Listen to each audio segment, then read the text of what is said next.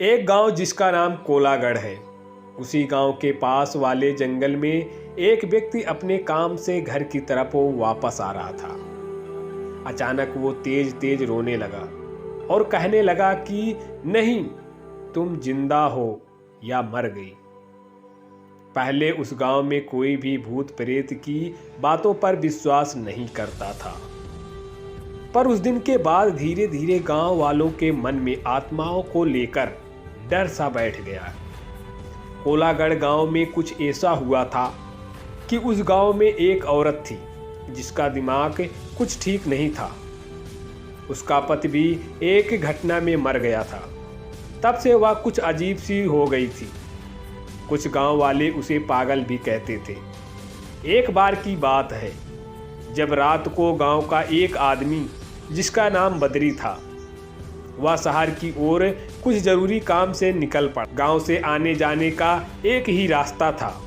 बद्री जंगल से गुजर रहा था कि गांव से कुछ दूर ही जंगल में उसे एक औरत की लाश पेड़ पर लटकती हुई नजर आई। वह एकदम डर गया और भागता हुआ गांव वापस आ गया।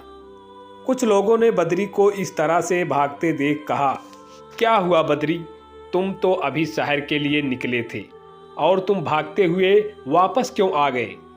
तब बद्री ने बताया कि उसने अभी किसी की लाश को पेड़ पर लटकते हुए देखा है और वो लाश किसी औरत की है।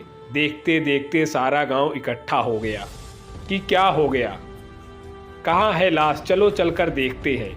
गांव वालों ने जब लाश को जाकर देखा तो वास्तव में किसी औरत की लाश पेड़ से लटकी हुई थी। कुछ लोगों ने कहा, इसे नीचे उतारो, इसका दाह संस्कार करते हैं। पर इतने में ही कुछ गांव वालों ने कहा कि अब दाह संस्कार करने से कुछ नहीं होगा, और यदि इस लाश का दाह संस्कार गांव के अंदर किया गया तो इसकी आत्मा गांव के अंदर ही भटकती रहेगी। इस आपसी बहस के कारण गांव वालों ने उस औरत की लाश को पेड़ से लटकता हुआ ही छोड़ दिया, और अब वो आत्मा बनकर गांव के हर किसी व्यक्ति को नजर आती है।